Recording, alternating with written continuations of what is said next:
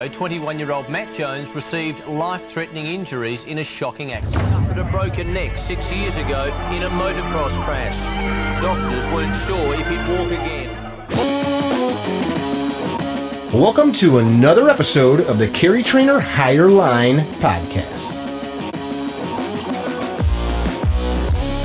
Good morning, good evening, good afternoon, or good night if you're our guest today, because he's in Australia. This is another episode of the Carry Trainer Higher Line podcast.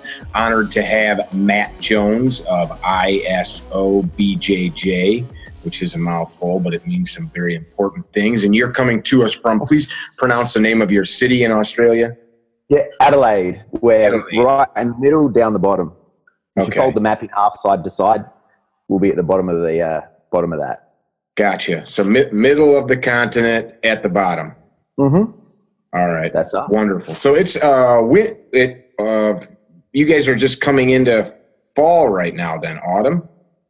Yeah. You know what? It's kind of funny. Our city doesn't really have a very good 4 seasons these days. It's really hot for part of the year, and then it starts getting really cold, and you'll still get a day where you could have the air conditioner on for part of the day and then need heater at night. It's a bit kind of, yeah. So, okay. But yeah, technically, I think we're rolling into winter, right? Rolling into winter, are we, babe? Yeah, that makes sense because we're rolling into summer. Okay. Yeah. That makes sense. Opposite. Yeah, Very cool. So you and I kind of connected on social media. We didn't run into each other in a pub because we're like 8,000 miles apart, and you don't drink. But I know, right? Got some mutual friends here in my country. Definitely. Tell us just off the bat, since I mentioned it, ISOBJJ. It stands for? Yeah, so Brazilian Ju-Jitsu is the BJJ side. ISO is in search of. So the actual business name is In Search of Health, because I'd always worked in strength and conditioning and spine rehab before I taught Jiu-Jitsu as much as I do now. The other meaning of ISO, of course, is equal. And that was a really big thing for me because, well, I don't know, years ago, probably, well, it's well over 20 years now, I was training a lot of athletes with the S&C side of things and starting to observe that in certain circles, fitness and health were definitely not synonymous. And I was like, well, I want to be trying to help train people so that they can perform well but not destroy themselves and have a shitty life later. And that's where the idea of ISO came from, like equal attention to fitness and health, trying to find that performance health balance. So that makes sense. What do you mean when you say you saw fitness and health were not congruent? Yeah, it's so easy to have a situation where as people specialize further and further in their sport or whatever their chosen pursuit is, you can start to see priorities made towards the performance side of things that start to have a not so positive effect on the health side of things. And I mean, you can, people often think when I say that I must be referring to some gigantic abuse of performance enhancing drugs, and that's actually, I mean, obviously that could be a problem, but what I'm actually more so referring to is the day-to-day stuff you see happen where, after a while people start to think, oh yeah, my lower back actually should hurt after I finish deadlifting. That's normal. That's just par for the course. That's the cost of admission. Or, banging up my neck and smashing up my lower back, that's just going to be the price of admission if I want to train jiu-jitsu or if I want to be able to, do this sport or that. And that's just kind of some of the examples. You'd see lots of overuse injuries in people as well. And so, yeah, just looking to want to bring that bit of balance because, for a lot of people, at some point, their sport is going to be done and there's still a whole lot of other life left to be living. And Yeah, you hear about that constantly. Guys getting out of professional sports and they're like NFL up here in the States, football, which you guys play it weird down there, but these guys are 30 and they're done and they're in wheelchairs with using canes to go to the bathroom. 100%. And hey, you know what? Massive segue for 1 second. I've got to say, you gave me such a wonderful intro, but we got talking about the weather, and I never got a chance to say, it's such an honor to be here on your show because I know all the awesome stuff you put out on social media, and you share not just really great information with self-defense and firearm side of things, but I love a lot of the lessons that you share for folks. There's some really good stuff in there that people can get a lot out of, regardless of whether they're into firearms or self-defense. It's just so it's a huge honor to be here and to think that you find I might have some little bit of value to contribute with it is, I'm grateful for that. So thanks for having me, Nick. Thank you, sir. I appreciate that. Well, I think you and I, when we chatted the other day doing a test on this, I think we just both agreed that the old adage, birds of a feather flock together, is pretty true, you know? Just talking about that with my parents the other day, like some of those sayings like never be the smartest guy in the room, you know, like that saying, which I kind of find interesting, because if I'm always the dumbest guy in the room, then I'm never teaching anybody. Or if I'm always the dumbest guy in the room, am I never improving? But I think it's, I look at people that surround themselves with, I'm not trying to be insulting to anybody, but when you see certain people that have life patterns that are not fruitful or not fulfilling, you know, the kind of folks that are always or usually down in the dumps and complaining about whatever life is thrown at them. And then you look at the people they surround themselves with, and it's just more of the same. And so I choose not to surround myself with people like that. Oh, likewise. Yeah, my keep my bubble very, very, very small. Right. And it's always great when you meet someone who's on that kind of wavelength. So yeah. And that's the whole point of this podcast, is we wanted to interact with people like yourself that, you know, some of the things we'll talk about, some of the if I can get this word out, some of the adversity that you've had in your life that you've overcome. And that's kind of regardless of where you live or what the adversity is, that is the crux of winning, of being happy, of finding fulfillment. So thank you. I'm glad that you took the time, and it's like almost midnight where you're at. So staying up.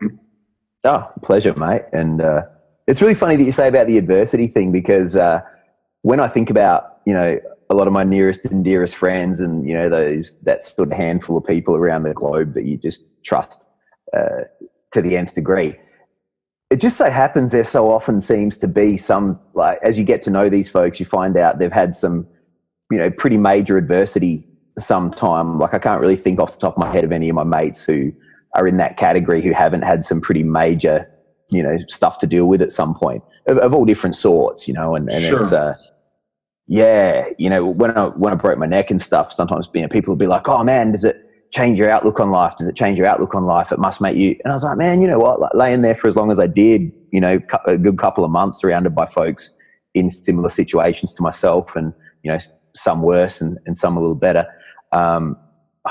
What I tended to observe was all it does is that really major situation just tends to amplify what's there. So if you're someone who's trying to make the best of things, and that's kind of how you rolled prior to that, whatever that incident, or whether it was, you know, ending up suddenly dirt poor, or whether it was, you know, an injury or whatever, the adversity seemed to amplify that if you were going to dig your way out of it, and it was going to be even stronger when you came out. Whereas I noticed the people who perhaps were a bit of a whiner and complainer, and, you know, everything's always someone else's problem and all of that, it just tended to dig them a way darker hole, you know, a way deeper, darker hole. So I don't know, that's just been my experience with that, being around those kind of things a bit. But so I think the interesting takeaway from that is that there's few people can get into that situation and decide, you know what, I feel I'm slipping deeper into that hole, so now I've got to make some kind of action to change, revamp, rechart my course. And that's like myself. People say to me sometimes, don't you feel, especially those that have known me my whole life, like, don't you feel weird, like, giving people life lessons, especially knowing who you are? And it's like that's a funny thing, because I'm nobody from nowhere, but I've, like, literally fallen on my face 500 times, you know, dirt, face in the mud, trying to scratch back up from stupid decisions and being lazy or whatever, whatever the impetus was to the failure or the calamity. And eventually you get sick of that shit. or you don't, and you're one of the people we're talking about. But and that was like, what you're talking about, I could totally relate to. Sometimes when something bad would happen personally, I thought it was like almost a good thing. Like, see, it's not my fault. This fucking whatever happened, and it's not just me. It's XYZ outside influences sticking it up my ass, and I can't do anything about it. You know? Yeah. And well, yeah, you obviously got a handle on whatever it is you wanted to get a handle on, because you're crushing it now. So yeah, I mean, as I say, I've seen a number of the lessons you share, obviously, through your Instagram channel, and there's tons of good stuff in there. So yeah. I wasn't saying that to pat myself on the back. I was just saying like that is how I've arrived at that conclusion, not just from saying like do this or do that. It's like do the wrong thing enough, and you figure out like a million ways not to screw shit up. What do they say? It's impossible to be old and wise without having first been young and stupid, or something like that. Anyway, and I've done the young and stupid bit. So yeah, I expended a lot of energy doing the wrong stuff for sure. So you started out life. Well, we'll go back real deep because I think it'll paint a picture. You sent me your bio. So as you were a youngster, you were a BMX bike rider, another American. Yeah. We influence the whole world. Man, do you know what? I was thinking that earlier on today, mate, because I was like, we talked. So I'm going to cut you off, man. I feel terrible. We'll jump back on, I promise. But you and I were talking a bit of politics and stuff the other night as well, right? And I was thinking, I was like, man, I always like to keep abreast of what's going on in America, because I feel that, you don't have to be some wizard with a crystal ball anywhere else in the world to be able to predict what's going on. And I mean, the fact is, you look at what's going on in the States, and it will often start to ripple out and influence what's going on elsewhere anyways. That's why I kind of like to keep abreast of what's going on your side of the pond, because I feel that it's it is somewhat of a crystal ball for folks. And there you go. But sorry, back to BMX. Yeah, BMX, so you were teenager, right? 15 years old, was it? Yeah. I think I started racing when I was about 11. I stopped when I was 15. I stopped pretty firmly, as you saw. I saw the video. I cringed watching it. Yeah, I was an idiot. Once I started walking again, I still had this idea in my head that I was going to be back on my bike, and I had I borrowed an exercise bike, and like I had this thing called a ISOMI brace, which is they'd already fused my neck and put the metal in there and all that kind of stuff, and then it's pretty hard to put a plaster cast around someone's neck, so they put this thing called a ISOMI brace on that straps around your chest, has metal bars on the front and back, and holds your head still. And I was in that thing doing interval training, doing sprints on the exercise bike with this idea in my head. I was going to be back out racing shortly, and it's that idea changed after a while. But I thought I'd do something safe like BJJ. You were 15. You're in the middle of an actual race. You go off of a jump. And in the video, which people can watch on your Instagram feed, you go head first, basically. So somebody hit you? There was three of us. It was a pretty close race, actually. And it was kind of funny because I could have sat on my ass, rolled around the track, come last, and that would have been fine because I'd already qualified for the finals anyway. But there's that thing with young dudes, you want to all try and stamp your authority with each other. And it was a pretty close race. There was 3 or 4 of us there, and, we're kind of a little bit of nudging and came together, and I was kind of already leaning one way. There was a big dude this side, so the only place to fall was forward. And you were like 10 feet in the air or better came. Yeah. And you came down head first, and then your head folded over backwards. And yeah, it was concrete. They don't normally make BMX tracks out of concrete, but because this was up in Cairns and the rain up there was so heavy, there are a few tracks around that will use concrete to, hold the integrity of the berms. So, yeah, I advise against landing on concrete at that speed on your head. How interesting, though, if that didn't happen, we probably wouldn't be talking right now. I was going to be an accountant before I broke my neck. Wow, a BMX riding accountant. Yeah. So you I'm assuming are unconscious laying there on the ground. Yeah. You come to in a hospital? Yeah, I think I sort of drifted in and out of consciousness for a fair while there. I wasn't really coherent for a long time. I can't remember too much because I've got I still have like retrograde amnesia from it. So the probably like 2 or 3 weeks leading up to the accident are all gone. But from what I was told, I started sort of drifting in and out, waking up, starting to make a little bit of sense. And I was so lucky because actually there was, on that race meeting, 150 of us went to hospital out of 1,100 riders. So it was a pretty gnarly track. You guys were just getting chewed up, huh? Yeah, exactly. The poor hospital, man. They would have been so sick of us. But yeah, back then, you know, things were a little bit different. The hospital didn't have their own CT machine for doing like CAT scans and stuff. And the doctor walked in and asked me to get up and walk around. And, you know, to this day, I feel so lucky and blessed that like I had. Why would he ask you to do that?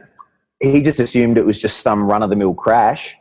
And he was just like, yeah, hop up and walk around. And I was so, oh man, thank God I was so lucky. Like I had, I reckon probably 3 or 4 at least big, massive, like adult pro riders who were standing there, who'd come to the hospital to check if I was okay. And, you know, bless them, they were legends. And also my mate's mum. And they're all just like, you're not moving. And they just literally put their hands on me and said, you're not moving anywhere. And the doctor said it again. And one of the guys was like, dude, you tell him to get and walk around one more time. And, you know, they saw what happened. They knew. Yeah, they knew. 100%. Yeah. My mate's dad, he thought I died at first. And it was, I was so lucky. It was just unbelievable. Now, were your parents there too, I'm assuming? No, they weren't. No, we were not well off at all. And there was actually a guy who managed a team. He managed a bike shop team. You know how like there's factory teams from bike manufacturers. Sure. Yeah, and then the big shops have their teams as well. And he said to my folks, look, you know, Matt's sort of starting to get the hang of things a bit here. If he wants to come up to this meet, he can stay with us. And, you know, all you got to do is work out how to get the plane trip done. And he was such a great, kind guy. And so I was up there. It was kind of funny. Well, not funny, I guess, you know. But, yeah, my poor mum, this is the first time I've been away without my folks. And she's at home and gets this call from Pete. And Pete's like, yeah, my mum's name's Barbara. She's a Polish lady. And, yeah, he's like, oh, Barb, so Matt's broken a couple of little bones in his neck. And then... yeah, and she flew up there, thank heavens. You know, she was a legend. She flew up there and sat around, and she helped me and also some of the other riders that were up there as well. Like there was a few parents that flew up because there's a bunch of us broken up, and you know she kept an eye on us, and super lucky, man, so lucky. That is brutal. Sorry, I'm just gonna say it's got to be the worst thing for a parent. I was involved in an accident where I lost the vision in my right eye as a 12-year-old. And I remember calling my mom. I called my mom and I'm like, I'm at my friend's house. I have to go to the hospital. And I was always making jokes. And so she's like, very, very funny. Get yourself home. And I'm like, I can't. And she didn't believe me. And finally I'm like, Mom, I am not joking. And this is long before cell phones and all that stuff. Sure. So, her and my father drove over, and my dad, like when I got there, I walk out and I didn't look like anything because I had my hand covering my eye, stopping the blood. And he's like, you know, get your ass in the car. They thought I was screwing around. But then, of course, it's like, you know, sheer terror for a parent. But that had to be brutal. Now your parents are way far away, so they can't come rush inside. That's right. Yeah, you know what? Crazy the way things work. I was so lucky. My auntie happened to be up there on a family holiday with my cousin Shane. We always grew up like brothers, you know, and Joel as well. And so yeah, my auntie and uncle happened to be up there with a family holiday. And so really, like, if my folks couldn't have been there, I couldn't have been luckier than to have my aunt hear about the situation, rock up at the hospital, and you know, no cell phones back then, like you were saying. So locating someone who's on a holiday up in the tropics in Australia in the era of no cell phones is a pretty neat effort anyway. And so, yeah, she was fantastic. She was there keeping an eye on me, which she'd always had to do anyway because me and Shane were always doing dumb stuff to ourselves when we were growing up. So they were probably kind of used to that. I remember she had to run out once and hit me with a doormat repeatedly because I was covered in all the bees from a beehive. I've got a similar story like that where I came in the house and my mom got all stung up because I came in and they're all in my shirt and mom tears my shirt off and they stung her. I had beat a beehive off of a tree with a stick thinking it was a good idea. Like I said, I did a lot of stupid shit. Mine was because I was such a shithouse footy player. I tried to, I'm left-handed, but right-legged. Oh, shithouse, like, yeah, not good. But not what good. game? Footy, Australian rules football. Oh, okay. Yeah, I'm terrible. And but my cousins were good, and we were mucking around kicking the ball. And I thought, hey, I'll try a left footer. You know, I don't normally kick with my left foot. Boom, it's just gone off, hit this tree, and the bush started to shake, or the bush thing started to shake. And I was like, oh, man, yeah, I must have kicked that pretty hard. It's shaking a bit. Oh, good. And then I realized the reason it was shaking was all the bees were pissed off. And yeah, they all end up over me. Swarmed you. It was hilarious. Yeah, I mean, it's all that stuff's so funny now, you know, and even at the time. Funny when you don't die. Yeah. I'd never been stung before, so I didn't know if I was allergic or not. But I got stung all over my face and neck, and turned out I wasn't allergic. So, yeah. Good, thank God. So at some point, your neck fuses, you're mobile again.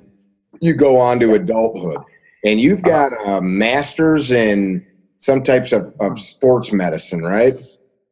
Yeah, so sports coaching, yeah. It was a pretty interesting degree. When I started doing my undergrad stuff, I was doing that in something different. And then, sorry, I'll back it up. So I didn't graduate high school. Like my final years of high school, I was, you know, I think at least 6 months of it, I was between hospital and home and stuff. And back then our school years were linked. So I wasn't really in the mood for sitting around once I started walking again, and I wasn't really in the mood for sitting around doing heaps of homework. So, and I was like, that's okay. I knew that our universities here have something called a stat test, which is a bit like once you're over the age of 21, if you didn't get the grades in high school that you needed to get into the university degree you wanted, you sit this test. It's a bit like an IQ test sort of setup. And if you get a decent result in that, you can then gain entry into the course you want to do. So, I was working and stuff, and went and did like trade college stuff and that. And then when I was about 21, sat the test, got into my undergrad in health science, went and then switched into naturopathy. So like, you know, the natural health side of nutrition and stuff, and doing that. And then eventually, when I did my master's, that was only a few years ago. And that was mainly because I started getting more and more involved with spine rehab with a place called the International Spine Centre. And when you're operating at that sort of level, you really were going to be expected to have a postgrad degree, and they wanted me to be doing work with them and stuff. And they were really, really great people. Like there's a really great surgeon there. And so, yeah, cool, let's do this degree. And that was right when Sarah started to have some of the, cancer stuff. And I was like, man, well, I better make a go of stuff because, we're probably going to need to be a one-wage family for who knows how long.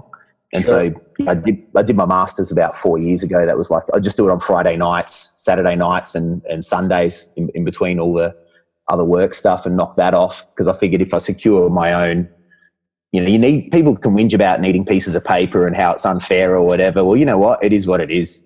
Right. So you can kind of sit back and talk about how unfair it is. And, I've got all these great ideas and I know what I'm doing. I just don't have the paper, and that sucks. Well, okay, but until that changes, go and get the paper.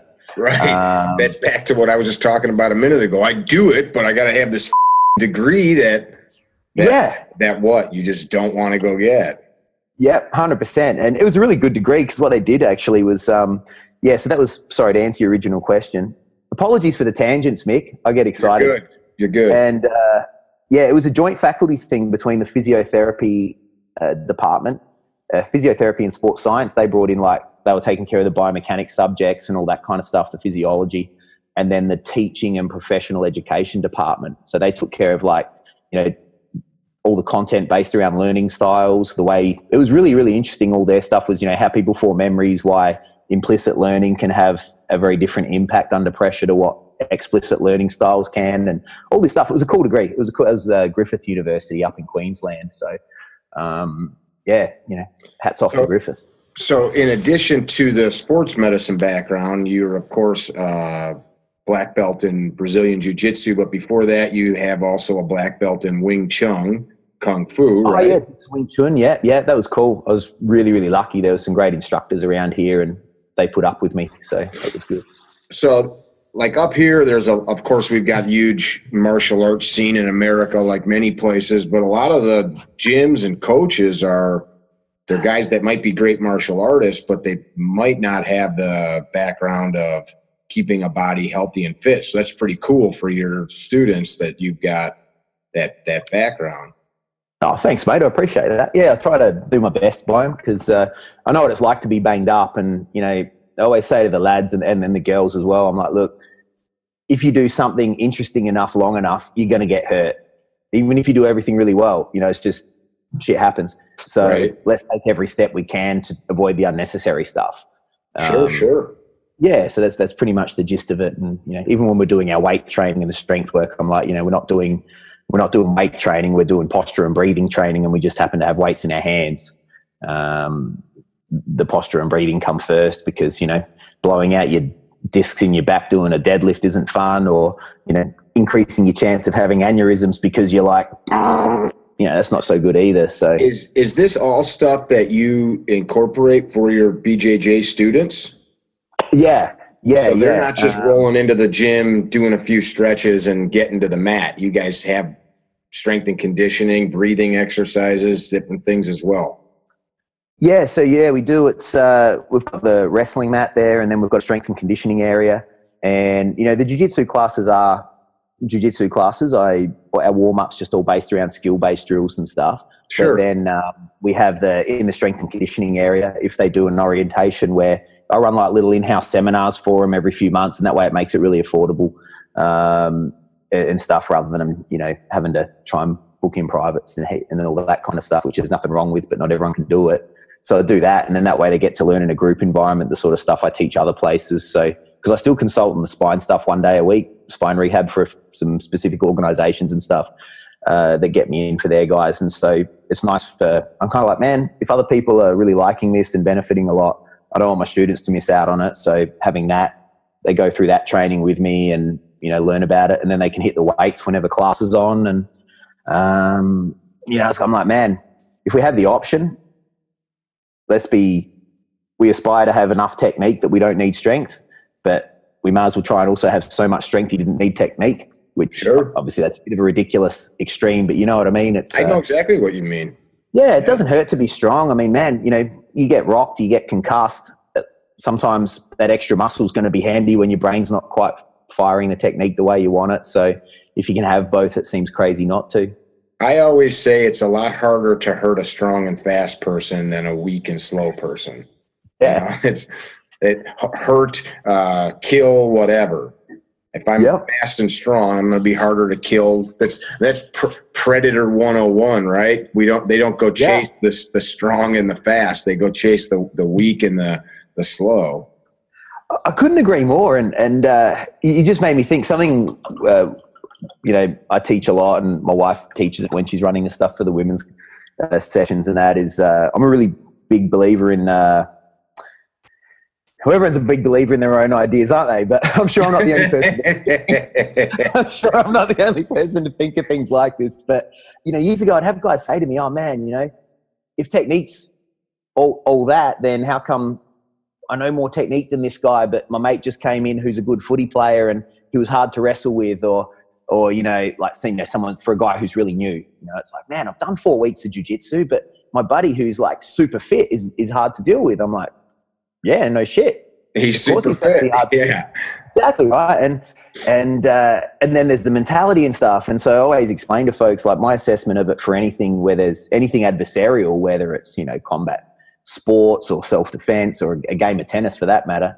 I always describe it as what I call like my little 3 fuel tanks theory. So it's then those tanks will be mentality, physicality, and technicality. So, you know, mentality, the kind of mindset they're bringing, the physicality, obviously fitness, strength, power, flexibility, whatever's going to be relevant. And then the technicality. And I say to the guys and girls, I'm like, look, man, if each one of those has got 10 units, if you're right topped up on technicality, so you're like super technical, 10 out of 10, but then there's a guy who's got like, he's a 1 on technique, but he's like a 6 or a 7 on the others, he's got you licked. That's it. you do the numbers and we see this in all sorts of stuff. And the other thing I notice is people who bring the physicality to the party, it's very rare they bring that without already having the mentality, because often to build that physicality, they've had to suffer. So even if they've got no prior, skills in whatever the area is, if they're really strong and, they've got really good endurance, whatever, they've often had to suffer a fair bit to get that. So the mentality happens to come with it. So they've already got 2 of those tanks running pretty high. You bolt skills onto that and, they're a handful. So yeah, I don't know. It's just kind of something I like to share with folks when I'm training them, especially that makes good sense. Early. While you're saying that, it's making me think about the person that maybe has those 2 tanks, the physicality and mentality. Is that what you call them? Mm-hmm. If those 2 are high, the person probably has a very good skill set for gathering knowledge, applying knowledge. So the technical stuff's going to come super easy, right? I think so, yeah. I mean, that's a generalization, but if that person has mastery, they're not lazy. If they've got a fit body and they've got their mind squared away, they're probably self-aware, probably self-honest, where they can assess. And so they're probably going to come to that. You probably get students that you in all of life, but what we're talking about, you get the guy or gal that makes the excuse, like why not, they look at it like it's an insult that they didn't do something how you wanted them to, and you're like, no man, I'm trying to help you figure it out so you can get better. Whereas like that person that you're talking about would probably just say, oh yeah, cool, thanks, I'll try it like this and be done with it, not waste all the energy to go through the stupid gyrations of their satiating their ego. Yeah, that's it. You're dead right, and it's an interesting thing. I commented about on that very topic. Oh, you remember I was telling you about the young fella who moved over from New Zealand training with me, the one who's when he's pumped, he's fizzing, right? And, yeah, he was fizzing today. He's a great example of that guy. Like we were working on a bunch of stuff. Hold on 1 second, Matt. So just so you guys know what Matt's talking about, he has a student that moved to Australia from New Zealand just to train with Matt. And when Matt and I were talking the other day, we were talking about the different words and such that we use. And he said that this kid uses the word fizzing, and I'd never heard fizzing. It means like awesome, right? Yeah, I hadn't heard it either. I love it. I'm learning all the time. He's only 22 and I'm like 42 this year. So, there's going to be a whole lot of stuff I'm not getting until they explain it to me. But yeah, like he's a great example. I was just telling one of my other guys today, like we finished, Taylor's the fella's name. He's got a fight coming up in a couple of weeks, and we're working off the wall, and, we'd be working on technique and gradually adding a little bit more intensity.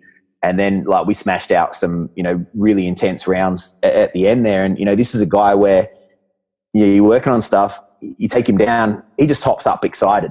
He's a great example of those students where he's not upset. He's not kind of frustrated. He just bounced up. As you can see his head right before you start again, it's like this little kind of mental switch. Okay, I'm going to file that away. I remember to ask Matt afterwards what that was about. Cool, let's go. And they get more excited about it. And so what you were talking about with those people that have the physicality and the mentality, hungry. 100%. 100%. So is the fight he's got coming up, is it a grappling match, MMA? What is it? MMA. Okay. Yeah, MMA. So that's it's actually going to be, that'll be his pro debut. Fantastic. So yeah, he's in the main event over here, and it's a really good show. It's well run, and it's going to be exciting. So yeah, looking forward to that. Text me his name so I can check it out after the fact. See if I can find a video. I will. Find somewhere. Yeah, that'll be cool. Definitely. So you run the gym. We had talked the other day a little bit about your wife, Sarah. So you want to talk about that at all? Is that something you're comfortable chatting on? Oh, yeah. I'm open book with it. It's especially if it can ever help anyone else feel a little bit more optimistic about their situations,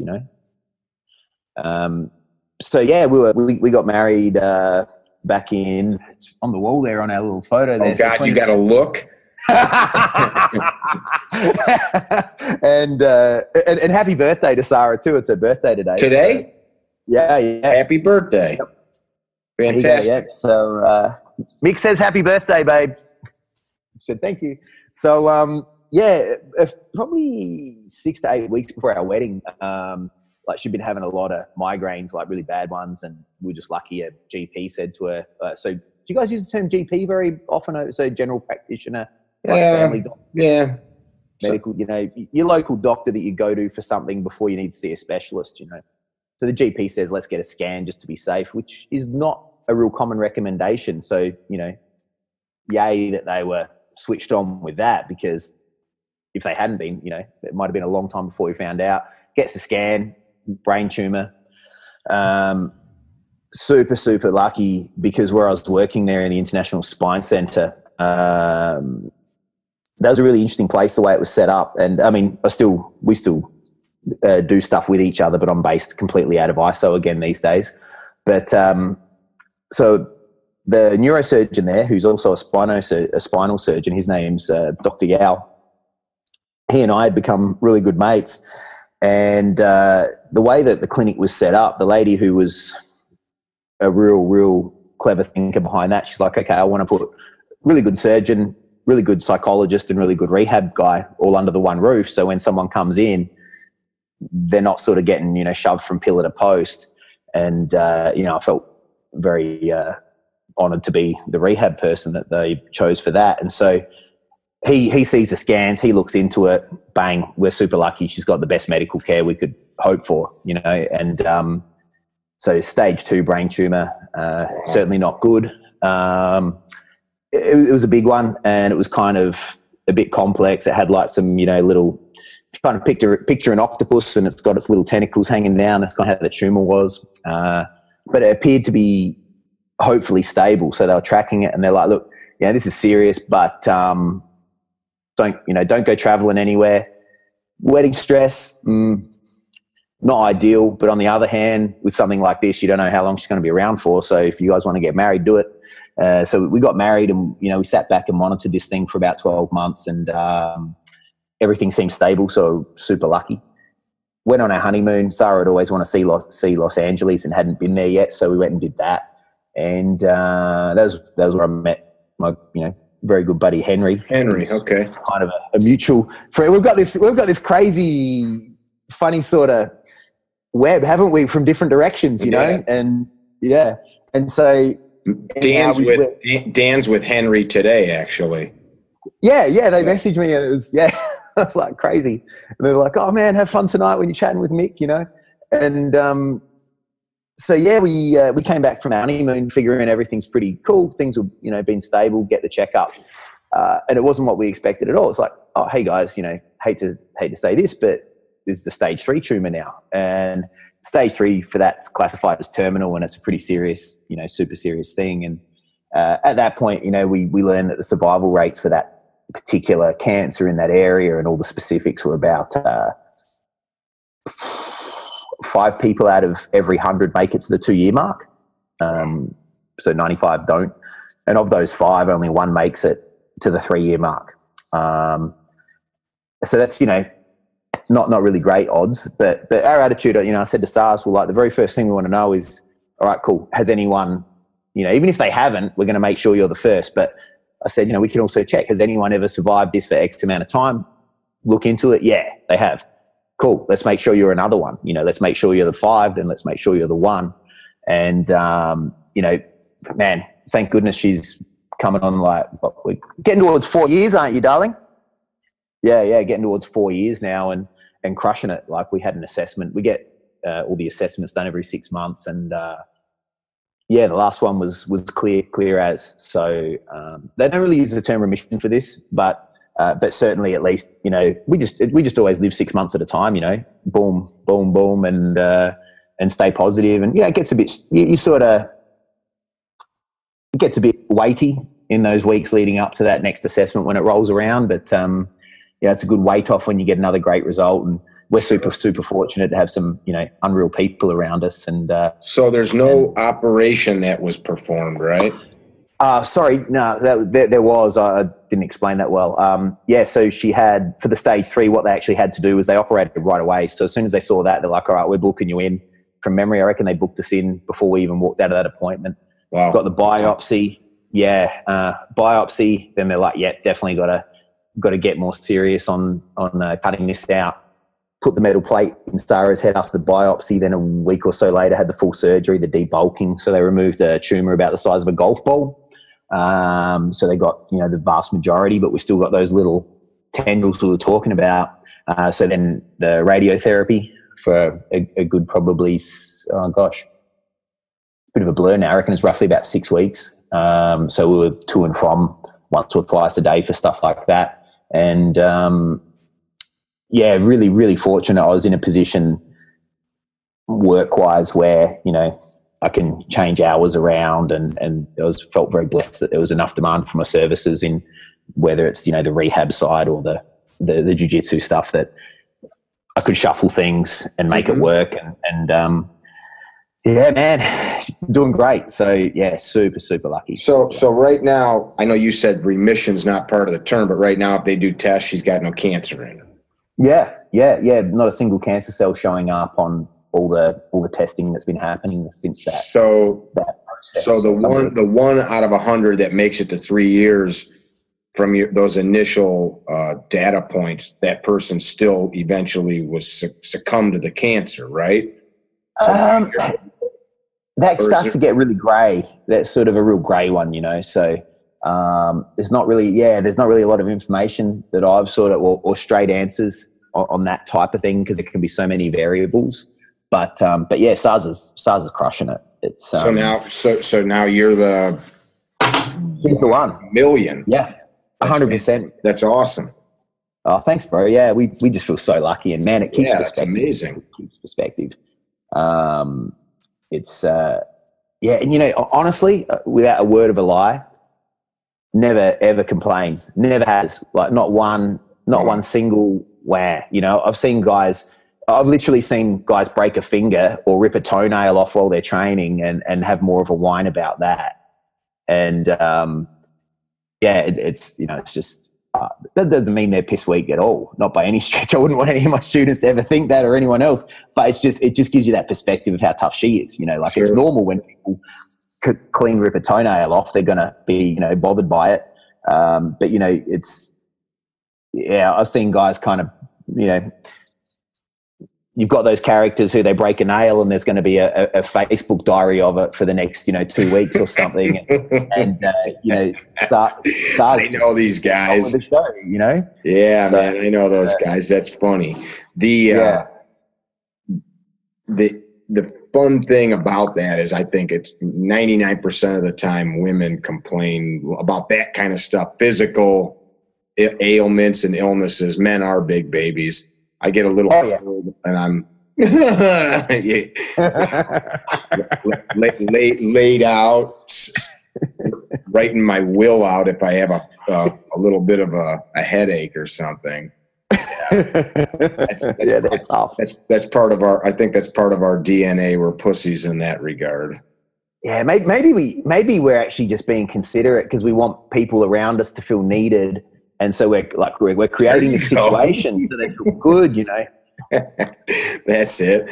One of the reasons I wanted you to talk about that, one, I think there's, as you know, more acutely than most, cancer is such a real thing. But I think people sometimes look at folks like you or like me that have some type of following, businesses.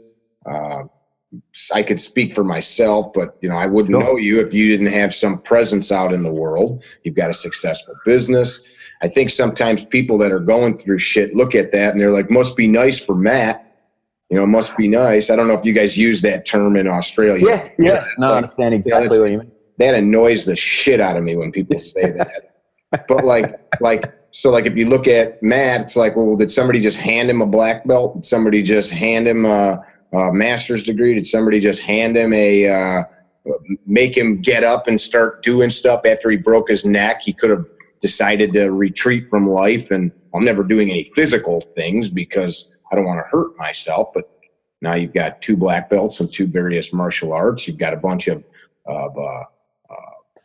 medals and trophies from fights that you've done yourself. So it's not like you just do this stuff in the gym. You're out there practicing it.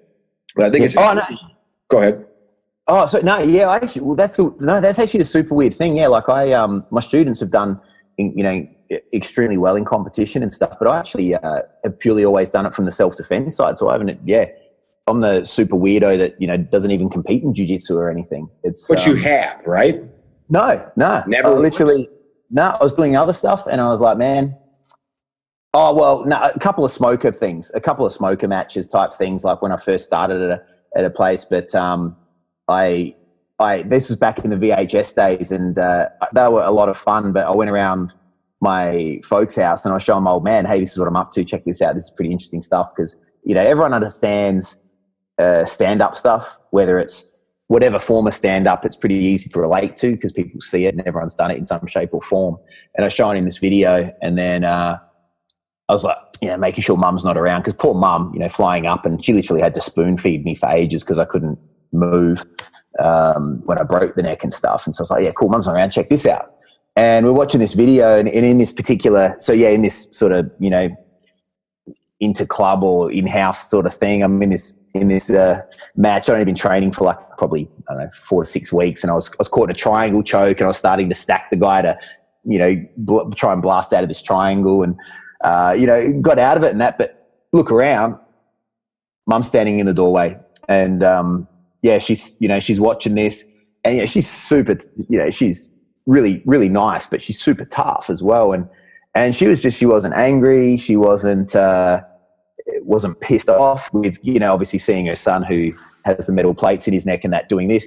She was just super upset, and she was bawling, and she's like, how could you do this after getting a second chance? She's like, because a couple of people died around me who, from their respective injuries while I was in hospital, you hear that team come and then the dude doesn't come back and stuff.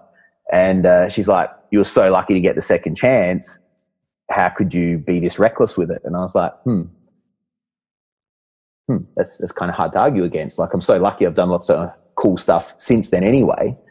I'm like, She's like, can you promise me you won't, ever go in competitions with this stuff and da-da-da-da-da. And, she was like, you shouldn't be training this and all the rest of it. And, I was an adult, but I just had mad respect for the fact of a parent who looked after me as much as she did. And my dad had a brain hemorrhage. He'd had a brain hemorrhage and almost died from that just 6 months before I broke my neck. Wow. So she'd been through hell for a long time. And so anyway, so this, that'll happen when I was around 14, 15. I was probably, I don't know, maybe early 20s or something when she's watching this video sort of thing. And she was just so upset. And I was like, all right, well, okay. I said, well, look, I can't promise I'm not going to train in this stuff, because this is, I can't go that far. But I said, all right, if it bothers you that much, I won't do any comps. And so I never have. Yeah, so it's kind of funny. Like, some of my guys are,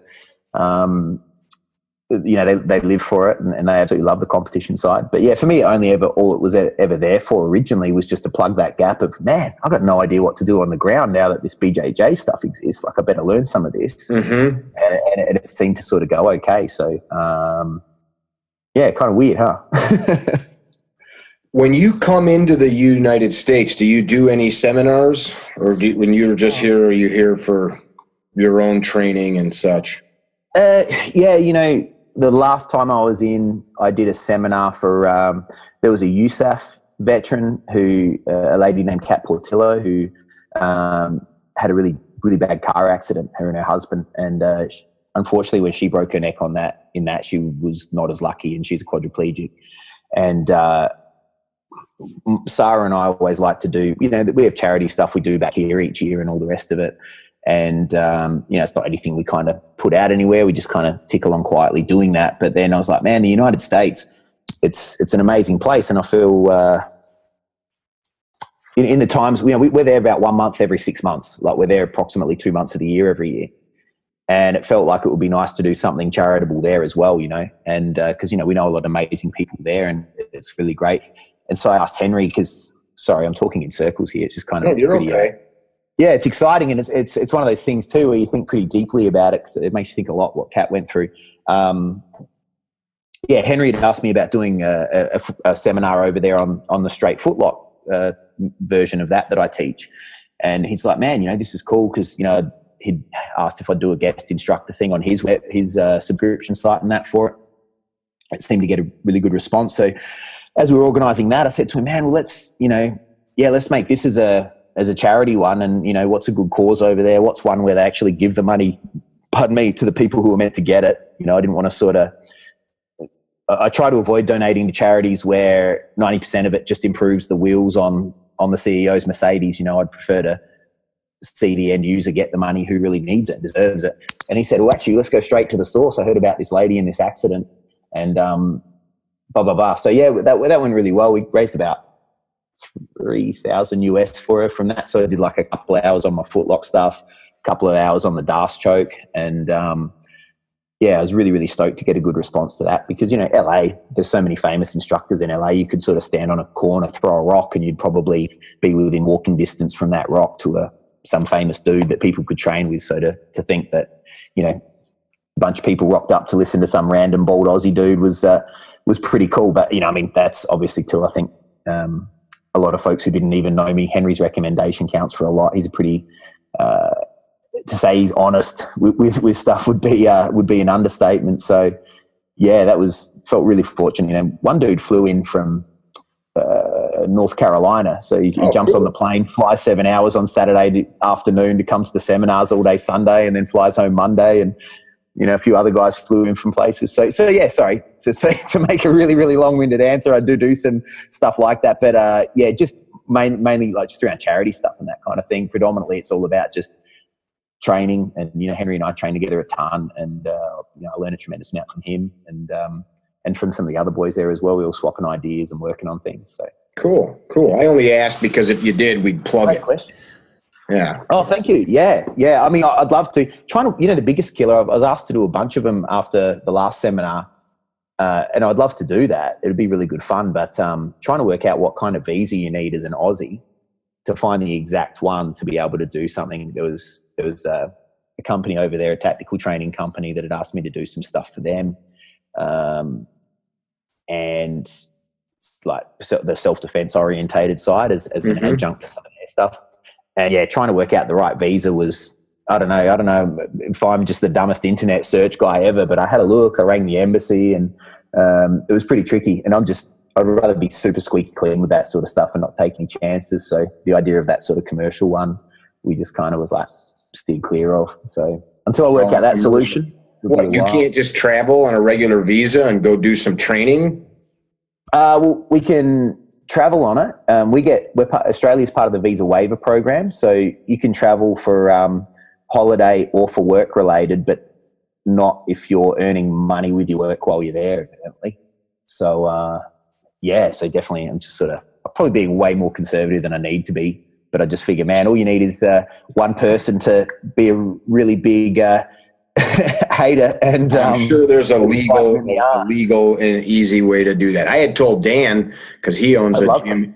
He owns a gym here in my town. I said, have him come do a seminar here in Illinois while he's up here. I mean, that's a logistics. Some stuff you have to figure it out, but yeah, I'd love to. I mean, it'd just be fun because being around good, like-minded dudes is a blast, or dudettes, you know. So, dudettes, yeah. Don't be a sexist.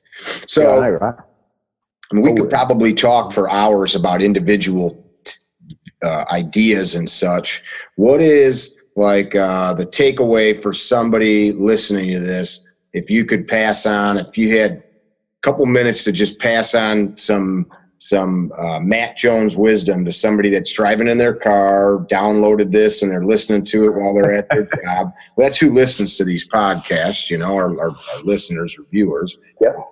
What's your couple minutes of Matt Jones wisdom for living, for having a good life? Oh man, that's a good question. Well,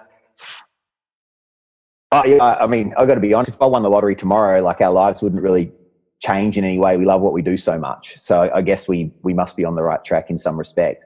The young dudes at training often ask me this, and because they'll say, oh man, you guys, you know, you and SARS were always really positive and happy even through all this crazy stuff you've had going on. And for me, the big ones, I kind of narrowed it down to, like, my little philosophy is like, there's only one or three reasons I ever do anything, and it's it makes you happy, it's the right thing to do, or you've got no choice. And anything I do has got to fall in with those three, or else it doesn't happen. So there's not too many times where you honestly don't have a choice. You know what I mean? It's like, you can sit there and bitch and moan. People, not you, you know, people could go, oh, man, oh, nah, I've got no choice, babe. I have to dry fire tonight. You know, I've got to dry fire for an hour. I've got no choice. Well, no, you do. Like, own that shit, because you're dry firing because you want to be a better shooter.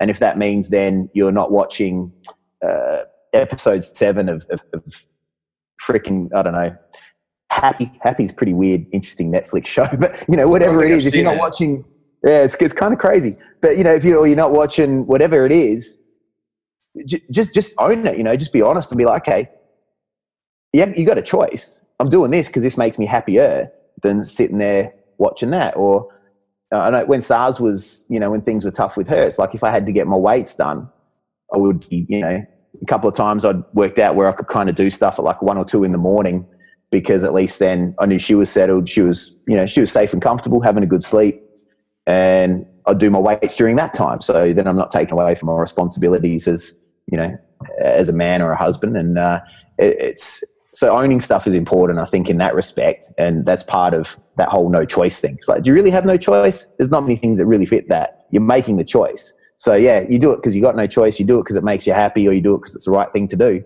you know, and that tends to make me feel pretty good. That keeps me pretty positive. And the other big one for me is, I think, when folks are feeling a bit flat, or sorry, flat's not the right word. Some of the unhappiest people that I think you can sort of get a read on is when what they believe is incongruent with what they do.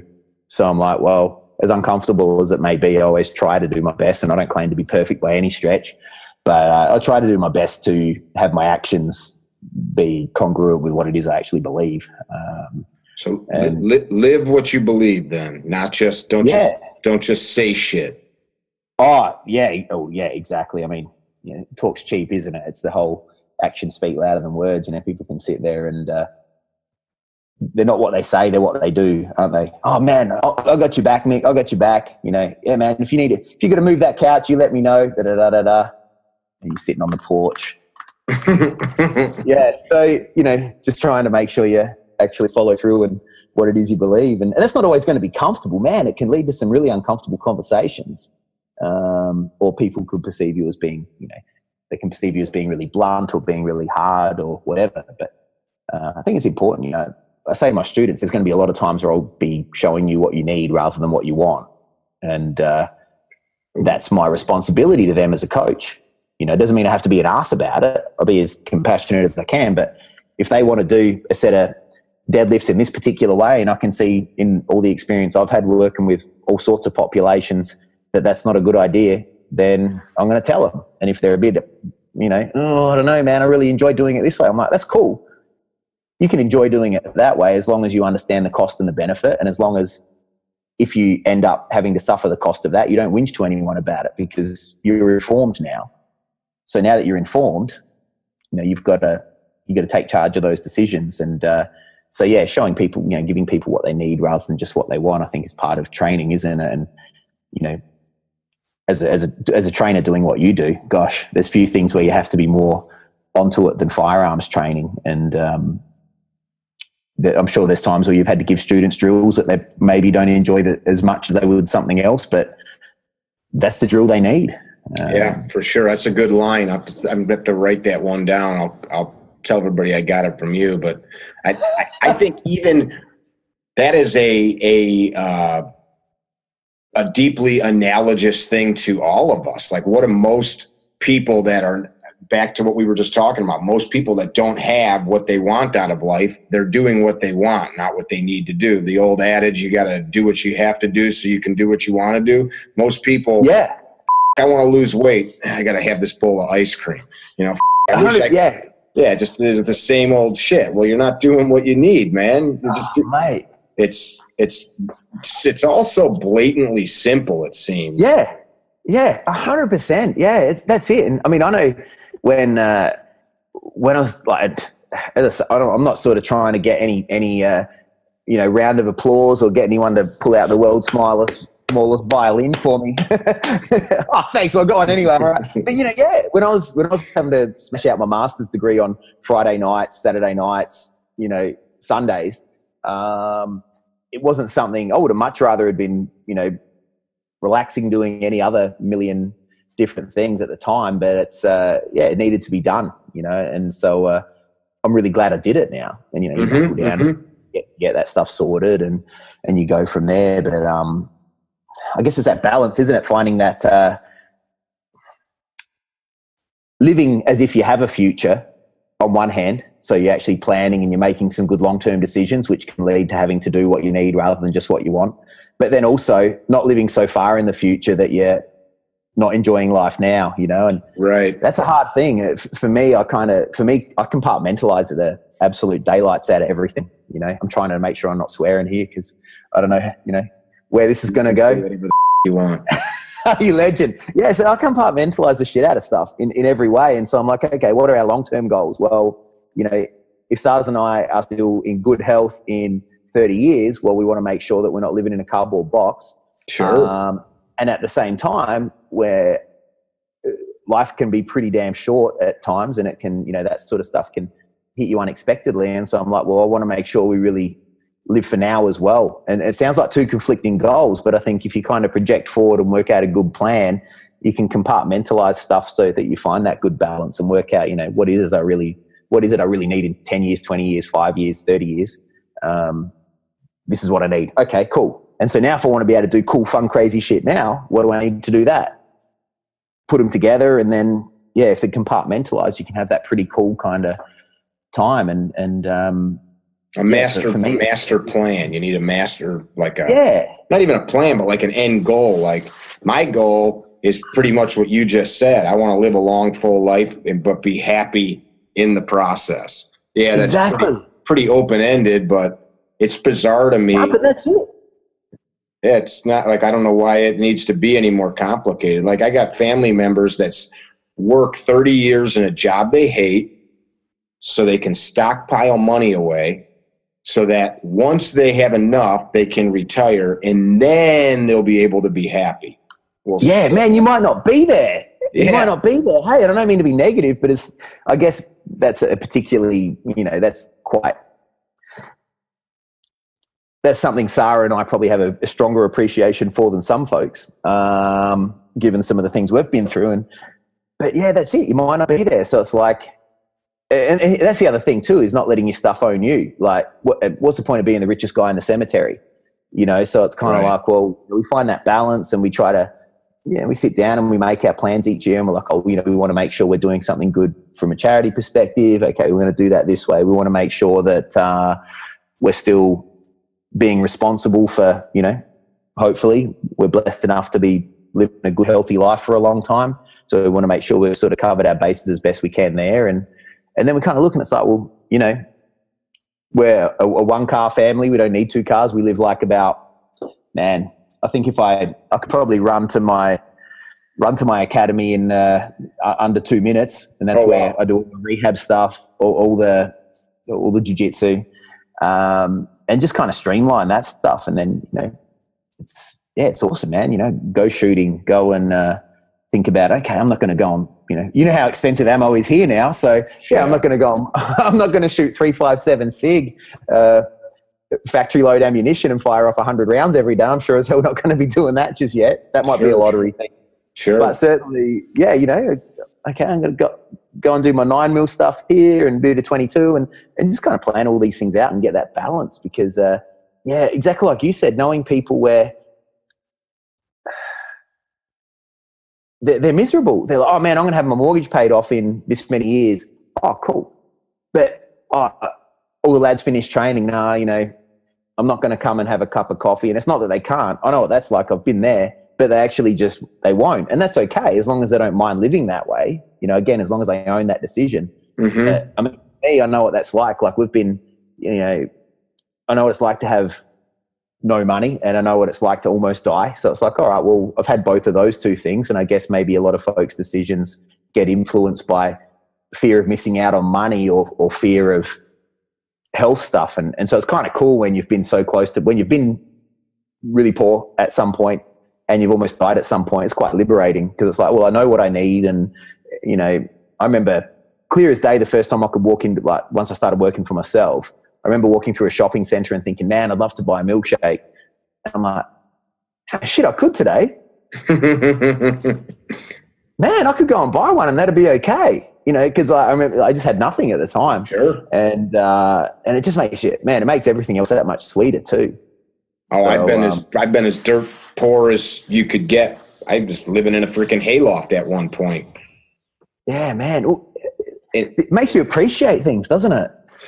It does. I wake up many mornings and I walk through our nice big secure home and I say, thank you, God, that I get to have this dry roof with heat blowing out of the ducts and cold air when I want it and light switches that turn the lights on and off. That stuff amazes me still. I'm like, thank you, Mr. Carrier. Because, man, you invented air conditioning and we sure as hell need it over here. Sure. It's, I've got a garage that my truck sits in and stays out of the cold in the wintertime. And, it's lovely. Yeah. I'm very grateful for that. That's it, eh? And it's funny when you say, you know, obviously it's no secret and, you know, I've already said, thank God for this or that. And I sometimes get asked, oh, man, so, you know, what's your thoughts on religion? Or, you know, do you believe in God? I'm like, yeah, I do. And people are like, holy shit, but you're a sciencey guy. How the hell can you believe in that? And that becomes a whole nother interesting conversation. Sure. So we could have a whole podcast on that. We'll get one of my atheist buddies on, and I've got a friend that's a PhD that's pretty well agnostic, and we'll get the four of us on, and we'll have a discussion. Interesting, yeah. Oh, you have some awesome chats, don't you? It's one of my students is a reverend. He's an Anglican priest. He's a reverend and he has a PhD in theology and he's been training with me for a couple of years. And we have the most awesome chats because, you know, we get into the whole thing of, you know, the just war doctrine, hopefully I'm saying that right. And, you know, the whole things of pacifism versus the right to self-defense and where, you know, how the church's view on things, you know, can violence be applied in a noble way, and regardless of whether people are into organized religion or not, like that's all really interesting discussions, I think. And it is. And then those are the things that drive the moral code that our parents teach us, and what. Yeah. Like I had somebody yesterday commented to me that in America here we've got a bunch of gun laws that are sweeping. Just while you and I were talking, there was a school shooting in Texas this morning. Somebody sent me a message. So these things are happening, and on one hand we have our Constitution, but on the other you have people that want to change it based on things like the shooting that just happened. And I posted something yesterday online, and I was talking about government's role is to define the citizens' rights, just like in your country. And somebody commented like, my rights are not defined by government, they're inherent at birth. I'm like, well, that's a little ignorant, because I could say my inherent birthright is raping children. Like that's what government does. Like, right. But we define our rights usually through the moral code that's part of our society. Like your country, my country come from these Christian backgrounds. So many of our laws are based on these moral codes passed down from the church, basically. And that's why now, all these years later, you have people saying, okay, well, people of the same sex should be able to be married, or like in our country and yours, slavery is no longer a good thing. Like, but at one point, the moral compasses of people said that they were. So it is a very interesting discussion you're saying you're having with the priest, because I think if you look at it deeper, some people look at that and they just think, oh, well, I don't give a shit what the church says because I don't go to the Anglican church. But yeah, man, that's not the real deep, or like, you know, the real meaning isn't that. But anyway. Yeah, this is it, isn't it? And man, the best discussions, it's like we have these unreal chats at the end of training all the time. You know, we've got like guys with all different, you know, views and stuff. And we sit around and talk. And I mean, you know, gun laws, that's always going to come up. That's a classic. Yeah. And it's like, man, if you can have a conversation with people where the aim is not about trying to make each other seem stupid or getting really worked up, you know, in some emotional thing. It's like, okay, let's talk facts and let's try to make things better. You know, so you're not going in just to purely try and, obviously everyone wants to win. You know, everyone wants to win to some degree. It's ridiculous to say no one does. But if you're really genuinely aiming to have some sort of positive development come from it, have these awesome exchanges of ideas. And, you know, I mean, I'm obviously a pro-gun guy, or I wouldn't compete in shooting sports. But, you know, sometimes people are like, oh man, tell me how you can possibly think guns are okay. And, you know, so we have these interesting conversations, and I've had a couple of people say to me, oh, I hadn't thought of it like that before. And, you know, that's good. And I mean, I'm sure people can convince me of other stuff I haven't thought of. And I mean, they're the best combos to have, you know, and you feel lucky when you're around people that are sensible enough to be able to have those. It's a real eye opener for having those kinds of discussions with people. It's an eye opener for who can't use critical thinking skills. Like, you can tell that person's decision is completely based on emotion, or it's completely based on preconceived ideas that they've never weighed against any other data or facts. They're just taking what the media, their mom, or their own fears told them, and that's regardless of if it's religion, constitutional law, guns, medicine. I mean, there's people like in America right now, there's all kinds of people. There's a huge anti-vaccination push. Yeah. And I am definitely not a proponent of everything that modern medicine says, but like, I have a family member that's total anti-vaccine. You know, people are claiming autism comes from vaccines. I have no horse in that race because I'm not a scientist. I don't know, but you hear this, and so it's like, you go to the grocery store now. What did I buy? I bought a watermelon. My mom asked me to pick a watermelon up from the store, and we eat healthy. And I like to buy, like, we raise our own produce, and we've got local farm markets. You know, I try to buy things. I say eat it the way God made it. But I'm looking at all the labels, non-GMO seedless watermelon. Well, there's no such thing as a seedless watermelon without somebody modifying the seed. Like, what it's like, you know, it's like keywords. Anyway, I was making a point about the vaccinations. Like, so there's all these people like on Facebook and stuff, like, somebody wrote this whole diatribe about Monsanto. Your seeds in your country come from Monsanto. So people are like, you know, Monsanto, this evil corporation. And I just sat there thinking about it. We have, what is there, 6 billion, 7, 8 billion human beings on the earth today? I can't even keep up with it. We have them because we can grow food for them. Like the pesticides that Monsanto creates. And so folks are like, yeah, but they're poison. But people are alive because they have food to eat, or vaccinations. I have no friends. When my mom was in high school, people still died of like polio. There's no polio anymore, or tuberculosis. Measles kind of really dropped off there, you know. Measles, all that shit. Like, like, it's this a pretty. I'm just going to say, like, I don't like the idea of having vaccination. But I never got TB. I never got polio. I never got typhus and all these things that we're immunized for, which, hey, that's pretty cool. and we're living longer. Like, let's look at data rather than like this. I'm not preaching this like I'm pro vaccination or pro modern medicine. I'm like, let's just look at like facts. Yes, 100%, mate. Yeah, and that's the funny thing, because it's you know, I think you touched on something super interesting there too. Well, lots of stuff, but especially something you can take away from there. It's like that whole natural is not always good. You know, natural is not always perfect. Like there's some thinking that we run into, whether it be in food or learning, human movement, you know, also physiology. Bees that stung you, that was natural. Exactly, yeah, 100%. And exactly, and you know, it's so crazy, because sometimes I know someone said to me once, they're like, well, you know, I hear this from time to time. They're like, oh, you know, the spine stuff you teach, like the postural methods and the breathing patterns, you know, man, it just seems we shouldn't have to be taught this. You know, it's such a shame that we should just move this way or whatever.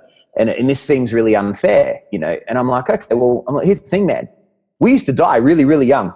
We used to die so young that you probably never had to worry too much about chronic back pain, because you could do all sorts of crazy shit to your spine before you got old enough for it to really bother you.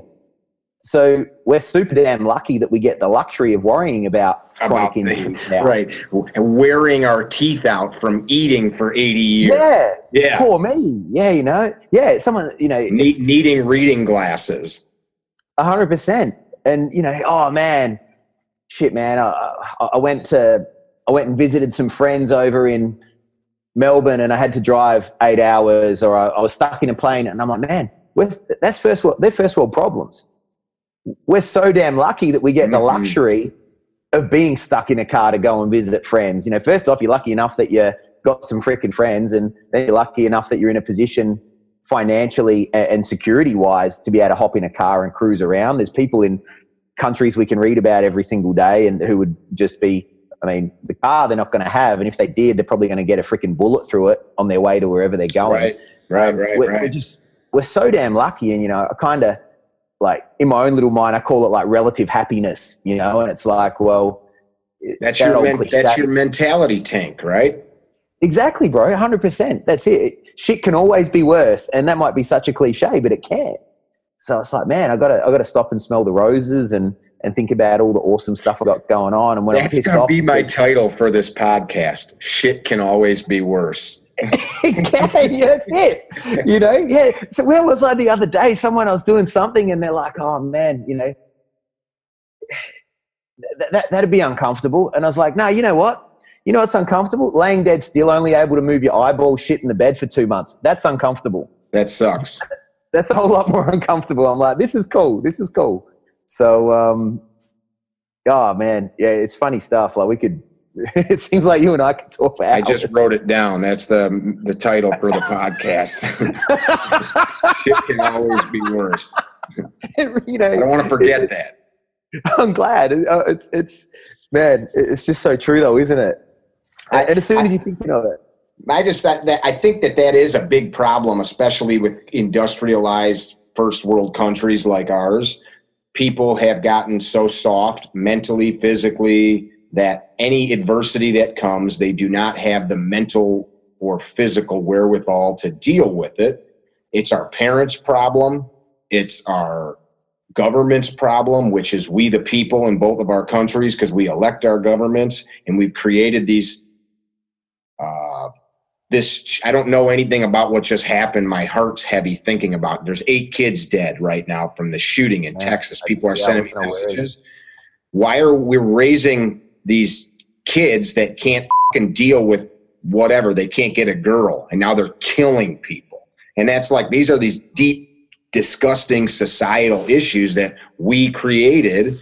And that's like the overall theme that I keep coming back to as we're talking. Like, we got to be responsible for our own actions and our own thoughts and create what we want.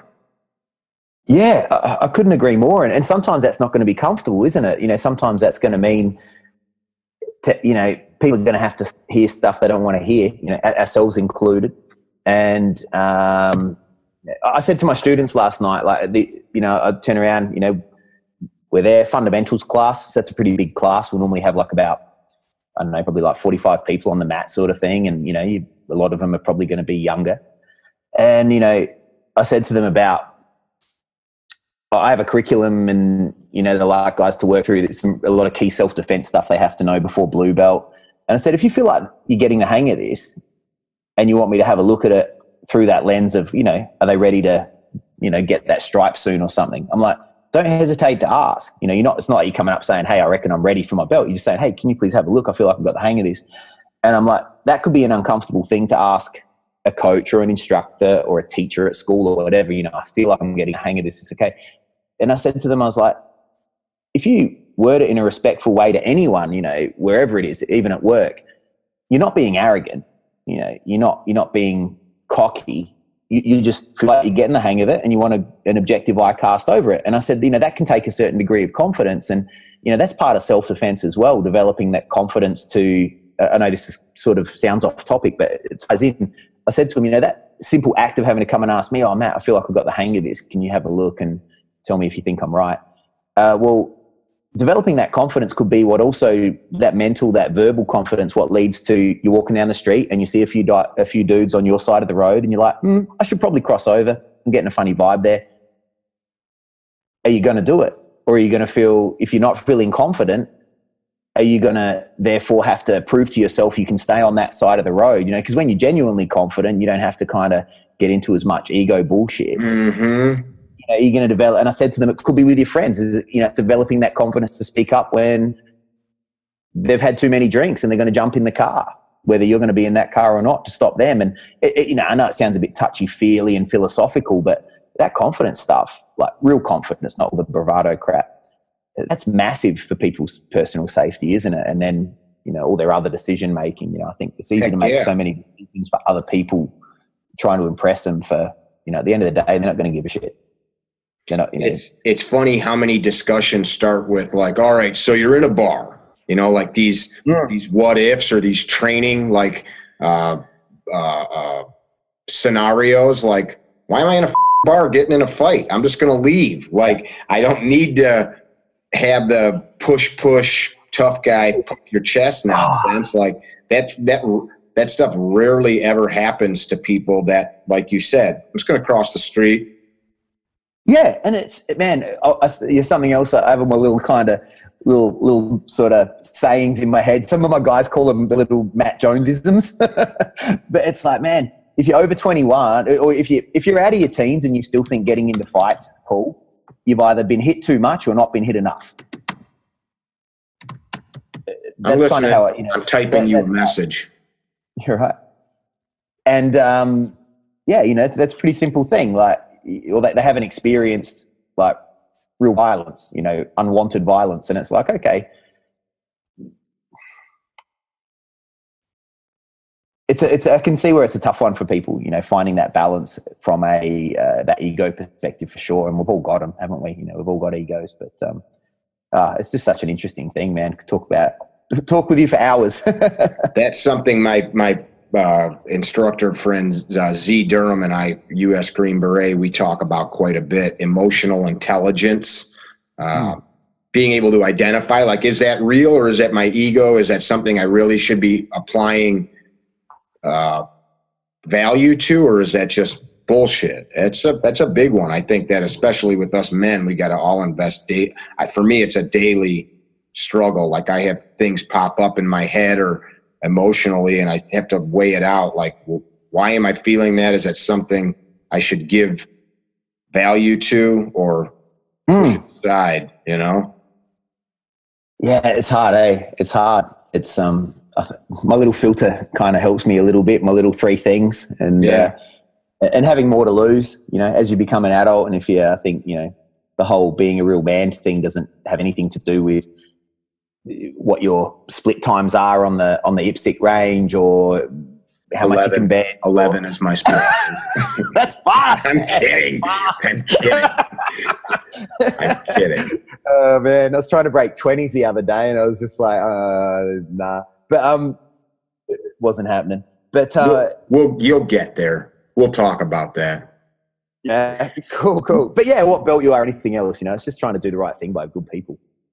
Man, I appreciate you having the conversation with us. I think we should do it again in the future. Yeah, I'd love how do people find you? I actually have 2 websites for the jiu-jitsu side of things. That's www.isohealth.com.au. So that's ISOHealth. Yep, all one word. Okay. And then all my spine stuff, the S&C side of things, that's mattjones.net.au. And then on Instagram? Instagram, mattjones_ISOBJJ. And you on Facebook? Yeah. So, you know, Matt Jones, there's probably only about 8 million of those, just alongside John Smith. And then you've got the ISO page. If someone punches ISOBJJ into search, they'll be able to find our team page. I'm pretty low key, so that, you know, hopefully they'll find something interesting on there somewhere, but I should probably post more than I do. I like it. I appreciate your time, sir. We'll get this posted up.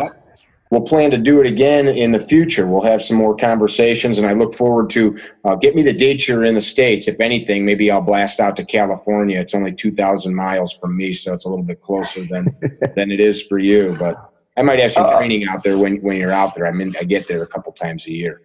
Tell Sarah that. That's funny. Oh, sorry. Go ahead.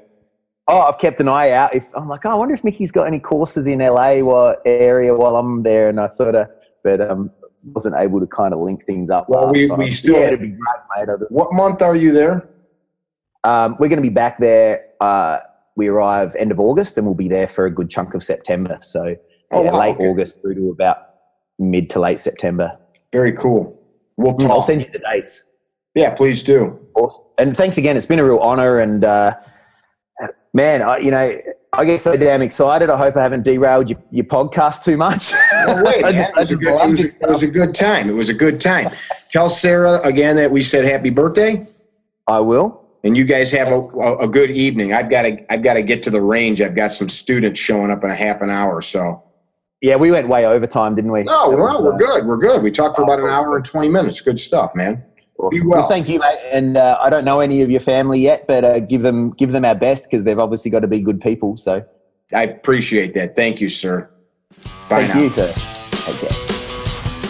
Visit our website, carrytrainer.com, for information about classes held throughout the U.S., Carry Trainer apparel, and upcoming projects. You can also email us at training@carrytrainer.com for information about setting up your own private course or speaking engagement. Training@carrytrainer.com or carrytrainer.com.